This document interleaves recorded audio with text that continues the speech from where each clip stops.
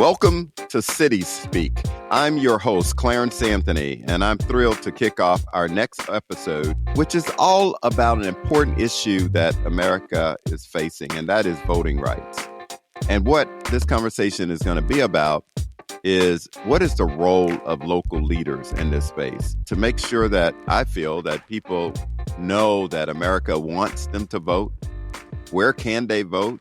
What is on the ballot? And a little bit about our democratic process and the right to vote. And today, I have to tell you, I have two, I would say, prominent guests who I have gotten to know over the years and admire and appreciate. First, we have Mayor Sylvester Turner from the great city of Houston, where we are taping this episode. Good afternoon, Mayor. Good afternoon, and welcome to Houston, Clarence. Mayor Holt, welcome to the city of Houston. And now he has spoiled it for me, y'all. He has introduced my second guest, who is a good friend of mine, but also what a tremendous leader. And just watching Mayor Holt's social media, the way in which he supports his community, the tattoo you got for... Just for the record, I didn't really get a tattoo. It was not a tattoo? No, it was a fake? Joke. It's fake. Come on, man. Oh, man, I thought you got that tattoo. Man, I was so impressed. But that shows your commitment. Clearly, I fooled you that I'm that committed. This is a total reference. You'll have to go to my Instagram or Twitter or something to know what we're talking about. But we had a festival coming up, and I appeared to be getting a tattoo with the logo of that festival on my arm. But the Plaza District, an area of Oklahoma City. District. Yeah, but I think that's great. That's flattering that you believe I would be that committed to my city that I would have done something so dumb. Well, you persuaded me because I was about to do the same. Well, see, that's what local leadership is all about. And earlier today, we are at a national convening, a conversation on voting rights, a nonpartisan conversation on voting rights. And our two leaders here are the co-host of this conversation. Is really co-hosted by five mayors, including Mayor Turner, Mayor Holt, Mayor Romero, Mayor Giles, and of course, Mayor Aquanetta Warren. And finally, who really came up with this concept is Mayor Hancock from Denver. And I want to just talk to you guys a little bit about that. But let me tell y'all who we have. A lifelong resident of Houston, was elected mayor in December 2015 and was overwhelmingly reelected in 2019. Known for a lot of things. Past president of African American Mayors Association, oversaw the recovery from Hurricane Harvey, launched the first city's climate action plan. He's not new to politics. Before becoming mayor, he served in the Texas State House of Representatives for 30 years. So welcome, Mayor Turner. Thanks, Clarence. Good to be with you, man. Pleasure to have you. And the one thing that these two mayors have in common, they both have served at the state level and now at the local level where the real stuff occurs. We've been working our way up. Yes. Born and raised in Oklahoma City and was elected mayor in 2018 with 78.5% of the vote, the largest percentage achieved by a non-incumbent since 1947. In 2022, reelected with more than any candidate for mayor since 1959. Back when the mayor was elected, he was considered the youngest mayor in the U.S. with a population over 500,000. He's an amazing leader. He's done upgrades to the park, new youth and senior centers, and invested in the city's innovation district and even more. The other special thing is he served as a chief of staff to a previous mayor. So we have two outstanding mayors. They got a lot in common. And then a little bit that you may be surprised or not, that they are a little different. One of the things about this conversation this week, this is about nonpartisan conversation. Mayor Holt is a leader, happens to be Republican registered, and Mayor Turner is a Democrat, happens to be registered as a Democrat, but both have the same commitment to great public policy engagement, committed to their community. And I've watched both of you. So let's start with the basic question. What did each of you respectively decide? Why did you decide that this was an important issue that you wanted to lead on? And that was the issue of voting rights, access, and the fact that you're co-hosting this nonpartisan conversation on voting rights. Mayor Turner, why don't you start? Well, number one, Clarence, thank you for having me. And again, it is good to be with Mayor Holt today. I would simply say that democracy, as we've said throughout this conference, democracy is everybody's business. We all got in our respective positions with people voting for us. And quite frankly, voter registration should not be a partisan issue. Everybody who's eligible to vote in this country, they ought to be able to register. The right to vote should be a very nonpartisan issue. And irrespective of who you intend to vote for, the infrastructure ought to be there so you can vote. If you want to vote, then you vote for whomever you want to vote for. And then how you tabulate those ballots should be nonpartisan. We all want it to be accurate. If you're getting the Emmys, for example, you want to make sure that the votes are tallied right. Same thing with voting. And so I think it's a part of civic engagement. Infrastructure for our cities is critically important. Well, the infrastructure to participate in the electoral process is very much important. And again, it is everybody's business, from a state representative to the mayor, to make sure we get it right. Well, I mean, first of all, thanks for having us on your new podcast, and we're excited to be, I believe, the guests on your third show. And thank you for your leadership and your very kind introductions of us. And Mayor Turner, thank you for having us here in Houston. Well, I guess the first answer, to why I helped co-host this is that Mayor Turner and Mayor Hancock asked me, and they're very difficult to say no to. But it's an issue I've actually been passionate about for a long time. And if you go back in my history, and you alluded to this, I was a state senator at one time. And in 2014, when I was still in the Senate, Oklahoma held its gubernatorial election, and less than 40% of people that were registered voted. But then if you calculated it based on who was truly eligible to register and vote, because actually a third of Oklahomans aren't even registered, and that's probably true in a lot of places, it was below 30%. And I just thought, this is not how you sustain this 240-year-old experiment. if only 30% of people that are eligible to vote are participating and choosing our leaders. And so I, that year as a senator, introduced this whole slate of bills to try and encourage more participation. And, I had all mail voting, MAIL, not MALE. We already tried that. That didn't work. MAIL voting. I had things like a top 2 primary, like they have in places like California and Louisiana. I had things like online registration. And, very few of them got through, but a couple did. And the point was that I felt like I was pushing the conversation towards access, figuring out ways to make it more convenient and easy to vote, not by sacrificing security, in my view, but what I think we've all seen now. So that's a little bit of my history. Now, flash forward 8 years later, and now we're in this environment where people, all the policy momentum seems to be in the different states to tighten up voting and make it harder to vote, And look, 99% of Americans are for some sort of rules. Like, we don't just walk up to just any table in our city and just say, I'm so-and-so, let me vote. We keep lists. We have certain expectations. And again, 99% of people are for something. Obviously, we begin to differ as you get into, well, what are the rules? What are the specific details?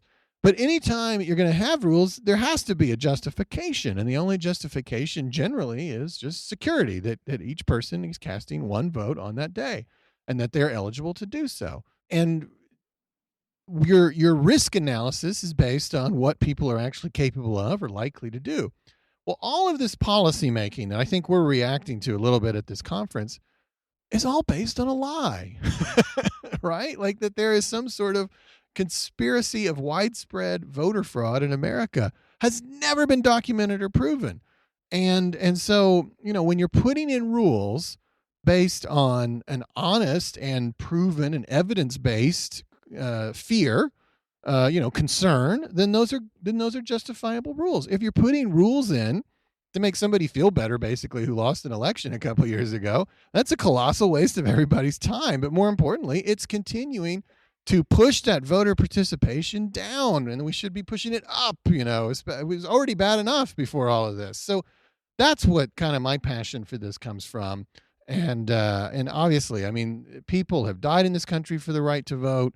And that's universal. I mean, usually when you say something like that, you're thinking about the civil rights movement, or you're thinking about suffrage. But people also have died on foreign shores to keep all of us in a democracy. And so we got to take this seriously. We have one of the most enduring democracies in the history of the world, and it just feels like on so many levels we're squandering it. But I feel like at this conference, at this summit in Houston, you're in a room of people who see it for what it is and understand the urgency and are trying to create some momentum to push back against this nonsense.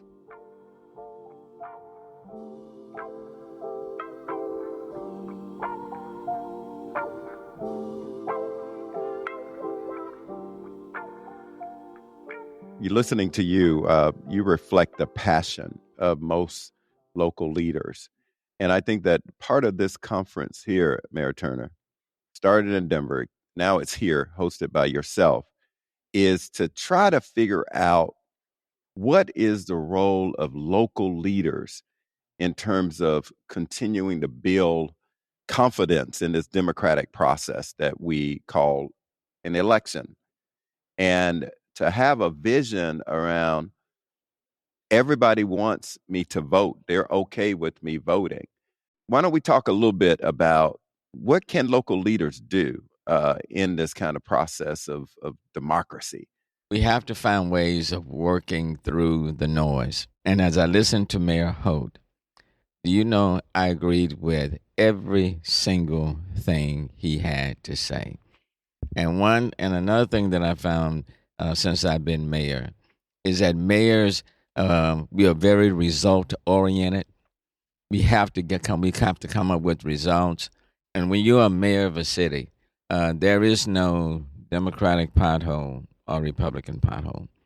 And when it rains, it just doesn't rain on Republican communities and bypasses Democratic communities. We have to fix the problems. We have to get things done. And we can't get caught up on somebody else's agenda. Okay? People come and they can come see us every single day. They can meet us in the grocery stores. They can meet us in the barbershops. So we have to be responsive to their actual needs. And so as I listen to Mayor Holt, being the mayor of Oklahoma City, the same statements that he made, I can make right here in the city of Houston. And quite frankly, not only can take the same position right here in the city of Houston. And so, and I think that's the way we move forward on the local level. On the local level, we have to find ways to move the needle, and hopefully it will resonate on the higher level. But locally, we have to meet people where they are. We have to build on that relationship, and we have to dismiss the lie. We have to say, hold it, no, that's not true. And this is what's happening. These are the facts, because we're out there in front of them every single day. And I think that's a part of the responsibility of local leaders. We can't run away from these issues. We have to address them, but we have to do it in such a way that we take some of this agenda stuff out of it, and just let people know what the facts are, and say, hey, this is what it is, and this is what it's not. If somebody had stolen the presidential election for real, Sylvester and I would be at the front of the line to address that injustice, because that's not how we want to see this country run.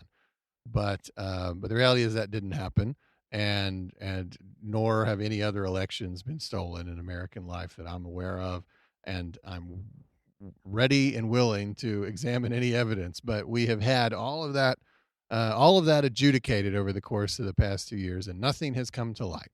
So I think what the role we play in pushing back on this is mostly advocacy. I don't know if this is universally true, but our cities don't run the elections. And that's probably going to be mostly true. It's generally that type of thing is probably determined at a state level.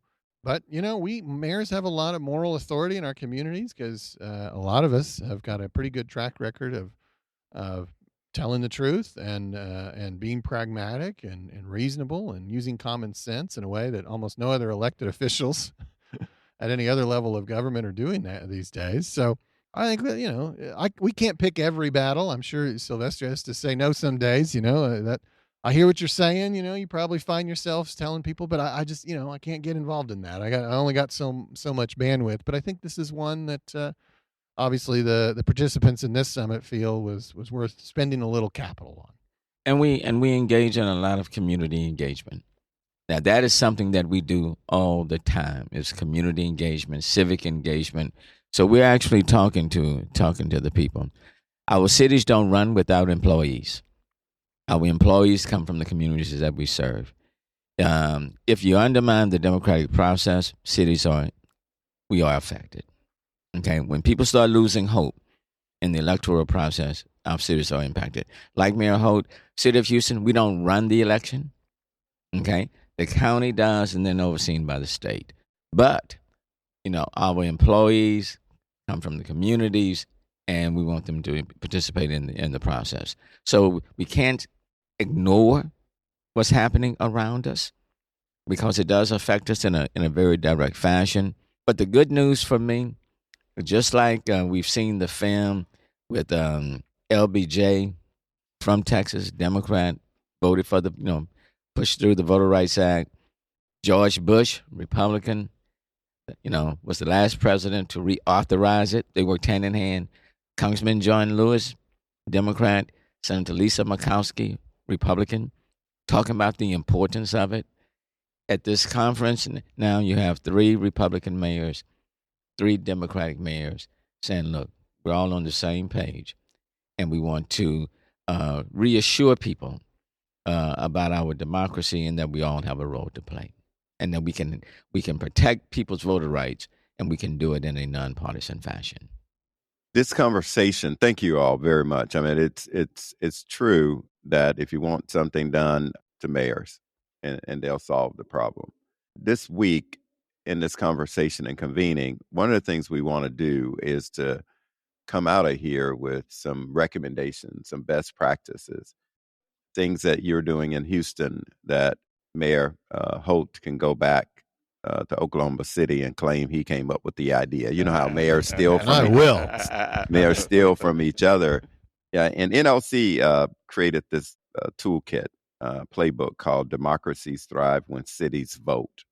What would you want to see in that toolkit as an example of what you guys have seen that you think we need to have in there that work, that encourages people to vote and make them feel like they're wanted in the voting booth? Because right now we hear a lot of legislation from all over America. I think it's over 30 states have legislation to create barriers for people to vote. Almost 500 pieces of legislation being developed. That doesn't make me feel like you want me to vote. So they don't want me to vote. I hear it all. I hear it in my head as a kid around the kitchen table. They don't want me to vote anyway. They don't want me to vote. I ain't going to vote. It ain't going to make a difference, right? So what is a tool that we can put in this document that you think would encourage people to want to vote? Mayor Holt.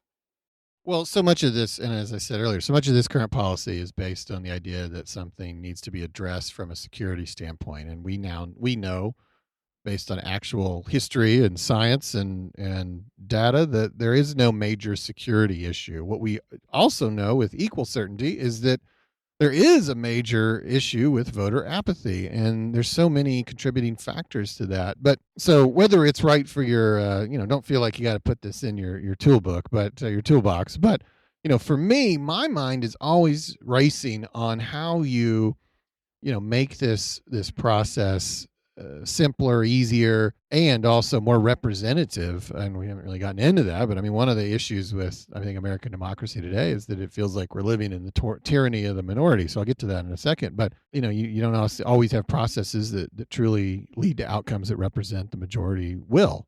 So when I look at, like, you take Oklahoma as just an example. I mean, we vote 3 times to fill one office other than mayor, because you're going to go to a primary, then you might go to the runoff, and then finally the general election. And then what is basically a one-party state, the actually primary runoff will have the highest stakes and the least participation. So for me, I'm always thinking of how do you simplify this to where more people would come out and not feel kind of just overwhelmed by the fact that they got to put 3 dates on their calendar and to fill these offices. So I think the things that are happening around the country, like ranked choice voting, are a very interesting example that I hope more places will emulate. But at the very least, you need election systems where all the voters see all the candidates, and all the candidates have to face all the voters. This checks 2 boxes. It generally reduces your elections from at least 3 to 2, even without ranked choice voting, and it's a top 2 type system, and it's the way a lot of mayors are elected, including me. And then it also so you're reducing your elections, thereby probably creating just a higher level of convenience that brings people out better, and everyone knows they can vote, which is a whole nother thing. In primaries and runoffs, it's very confusing. Is today a day I can actually have anything to vote on? It becomes very selective. But the other thing is you yield outcomes that better represent the majority will, and closed partisan primaries, which very few mayors and council members run through. Some do, but most don't. Most of us go through some sort of top 2 type format, or in many cases nonpartisan. They're just better representations of the public, and you don't get having to choose between 2 extremist candidates at the end of the process. You often have people that tilt more towards the middle, who have built coalitions of reasonable Democrats and Republicans. And that's certainly how I got elected. You mentioned my totals before, 78, 60%. When was the last time a president got 60%? I mean, I don't know if it's certainly not in my lifetime. I mean, it's because we've got systems that really inspire division more than unity. But at the mayoral level, it's one of the reasons I think that mayors actually are good at their jobs, effective and uniting and pragmatic, is that they run in a different type of electoral system. So whether that's the right fit for your toolbox, again, I'm not to presume, but I think that if you can take American electoral systems and make them look more like the ways that mayors and council members get elected, you'll be pleased on many levels, both from a participatory standpoint and from just a representation standpoint. That you'll elect people that are better able to get things done. I agree with that. What I would simply just add, and that would be maybe the education piece. Even though we don't run, for example, the election process, we can add to the education, help the voters know who's out there, who's on the ballot. The civic engagement piece, we can do that. We all have thousands of employees that are working for us, encourage their participation in the electoral process. And we have people working for us from all walks of life, a lot of diversity. Encourage them to be a part of the electoral process, and then help them train them. We certainly can do that. People are paying water bills, and we're sending out notices. We certainly can look at providing, maybe some announcements, or, in like your water bill that, hey, election time is coming, or, please make sure that you register. These are the election dates. This is how you can, do it. And then maybe that can get people's attention. So kind of just using our hands-on apparatus, not to tell people who to vote for, but simply to help to encourage that civic engagement and help to educate them. I think if we do that, that would further enhance people to participate. And then sometimes just put in the notices, kind of debunking what's the lie. Saying this is not facts you need to know. True, false, putting that out there, and maybe that would help to kind of restore some integrity in the process, and let them know, we are carefully watching the process, what's occurring. These are the facts. By the way, I want to piggyback on this. The marketing of elections, this issue that he just identified, is so critical. Everybody generally knows when the presidential election is, or the governor's election. Whether they participate or not is a different matter, but I kind of feel like every functioning adult knows that they're happening. But everything else, you'll have 4 or 5 elections a year in a community like ours. The only people incentivized to publicize those elections are the candidates or the media. The problem with that is the candidates only, they only have finite resources, so they only communicate to people who have a record of voting. We've all been candidates at this table. We don't waste money mailing letters to people that don't vote.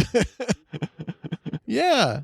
Yeah. So it's just like a self-fulfilling thing. We're only, this is what's so fascinating to me about American politics. You could have 2 houses next door to each other. One has a history of voting, one doesn't.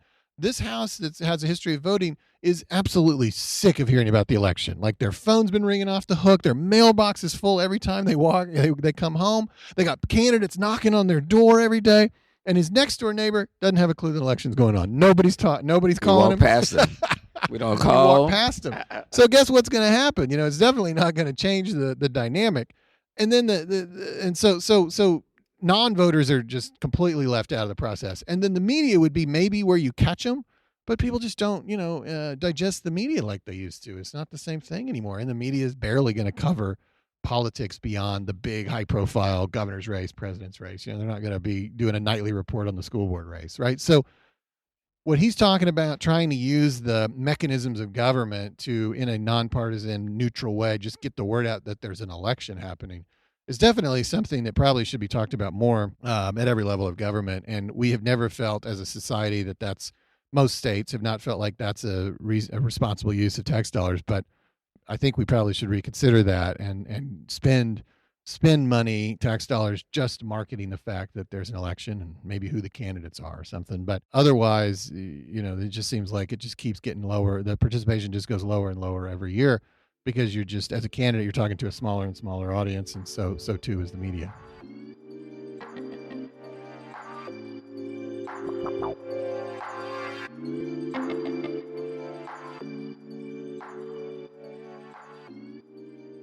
Well, if anyone saw a picture of the 3 of us, they would clearly recognize that Mayor Turner and I are a little bit younger than you are. Your hair will come in eventually. Oh, I know. Baby face, that's what they call me.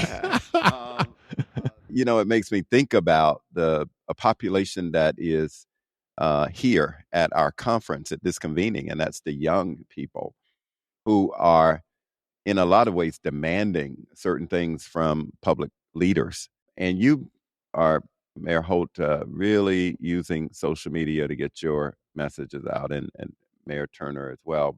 How do we reach that group? How do we address the next gen group to be able to help us to talk about democracy, civility, voting? What role do they play in encouraging people to vote? Well, I'm around a lot of campaigns. So are you, Mayor Turner. Unfortunately, one of the first things that, your consultants are going to tell you is don't waste too much time with the young people, because, here's the last election, and the one before that, and the one before that, and the one before that. And their slice of the pie is so small that it's not, it's not a big deal. And that is deeply unfortunate. Because the people who are voting aren't going to be here forever. So are they going to be replaced by these? Are these young people eventually going to take up the practice? And also, even in the near term, it's like, the decisions should be made by a representative group of voters, that not just so skewed disproportionately towards one demographic. So I don't have the answers. I just think. I think one of the things that I get a lot from younger voters, or I should say younger people, are maybe some unreasonable expectations. And so I think one thing I try to do is try to help them understand what government can and can't do. And so I think a lot of you think I'm young because I'm younger than you, but I'm really 43. So I don't think a young person thinks I'm young. And he's young. He's young. I think a young person at this table would say, well, I don't vote because nothing ever changes, and no matter what we do, we got out there and we elected Obama, and it's still the same old, crap, and And I think part of that is that somebody told him that change should be easy and it just takes a tweet and it's going to happen overnight. And, none of those things are true. And so some of the responsibility I take on in social media is also to tell people what they need to hear, which is not always what they want to hear. And some of that is like, hey, I give a lot of speeches and I use the example of patience and persistence in almost every single one, because I'm trying to condition people, especially young people, to have productive advocacy and productive expectations about the pace of change and what government can accomplish, so that then I think the foundation I'm trying to lay is that they'll vote because they do see like the progress being made, instead of being so frustrated by the pace of progress that they don't vote at all.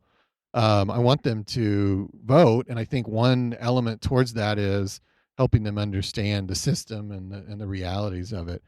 We built a system 240 years ago that is constructed intentionally to be deliberative, slow, inclusive in a sense. I mean, in the sense that like it's got all these mechanisms in place that get all this feedback from everybody. It's not meant to move fast. I mean, a dictatorship would move faster, but that's a terrible form of government, and so for many other reasons. And so, I think people just have to understand that.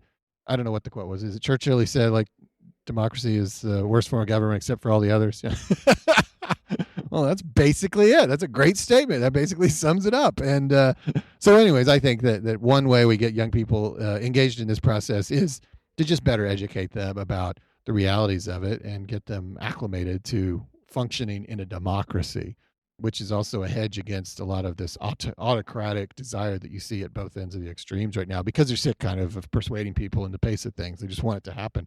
And that's one fear I have, is that people at both ends of the ideological spectrum are slipping towards that desire, and we got to educate them back towards the fundamental reasons that we want this form of government to be preserved. Over time, it seemed like the educational and civic structure have changed. Years ago, and I'm far older than Mayor Holt. But in school, you did have social studies and all of that. Don't have as much as that anymore. So our kids are not getting that. Maybe some things have even changed on the college campus too. So things from a civic point of view and an educational point of view, I think things have changed. I agree with Mayor Holt when we're running these campaigns, and I've run several, and the consultants come and they say, this is how we should be spending the money to get the best return. And they don't put that young category on the high list. They do place seniors on the high list. So, it is about constant reaching out to them, using all of our groups to reach them, that peer-to-peer support. In this conference, we've had spent a lot of time discussing how to engage, motivate Cities United. A lot of youth that are actively engaged. They're doing some awesome work in that space. So I think we have to constantly try to find innovative ways of reaching out. And there are some tremendous young leaders that are out there who are in, it's like in the pipeline now, and others who are emerging. So we have to provide space for them. We have to welcome them, and then at the same time, you look back and see, how did we get started? What motivated us to get involved in this politics? And for me, it was simply the sense that I had a brother who needed some behavioral mental health care, and a mom that was taking care of 9 kids by herself, who went to the doctor, and I would ride along on the bus, with her to take him, and she get to the hospital and didn't have a lot of money, and they would just give her some medication. They would tell her, bring him back when he became a danger to himself or somebody else. And I just said to myself, as a high school student, damn, that's piss poor. And said, riding back on the bus, just sitting on the seats, I just said, it's hell to be poor. And but literally, it pissed me off. And so I said to myself in high school, if I ever get the chance to change it, I'm going to get in it. go off to law school, come back, and then I heard that this county commissioner seat was open, and they had a lot to do with mental health services, and decided to run. I didn't win, but that was the motivating influence. And then when it came to state rep, that was another. They have something to do with providing funding for mental health. And I ran and won. That's what brought me in. So in many cases, young, old, in between, you have to recognize the need, or you have to decide what's important to you and how do you want to effectuate that change, and then go. And that's what I did. I ran. And I would tell you, ran the first time and got my butt whipped. There were 7 people running. I was number 6, not too far from being number 7. And but that's what motivated me to get in it. So what can we do to help motivate that younger generation to come in? I think we just have to keep talking about the issues and letting them know that there's room, and inviting them to participate. But at some point in time, if an issue or something resonates with you, then you just have to raise your hand up and volunteer and come forward. Otherwise, you're going to get what people give you. Well, I can tell you what you have shared, both of you have shared with our listeners today, is the reason why voting is important. It's about knowing that you can make and have an impact on your community, knowing that there are opportunities and not just barriers to you voting. And one of the things that about this convening, it has representatives from all walks of life. The disabled community, the youth are here, LGBTQ plus, Republicans, Democrats, mature residents from all over America. And I know that every one of the participants here are committed to finding ways to educate, engage, and provide access to every resident in America. And I'd like to thank both of you for taking your time out to have this conversation. Because as many mayors say all the time, there's no Republican garbage trucks. There's no Democratic potholes. There's just a great community that's waiting for great leaders to be able to vote for. So thank you all very much for being on Cities Speak with Clarence Anthony. And this week is going to be an amazing opportunity to hear from the residents all over America. Thank you, Clarence. Thanks, Clarence. And thank you, guys.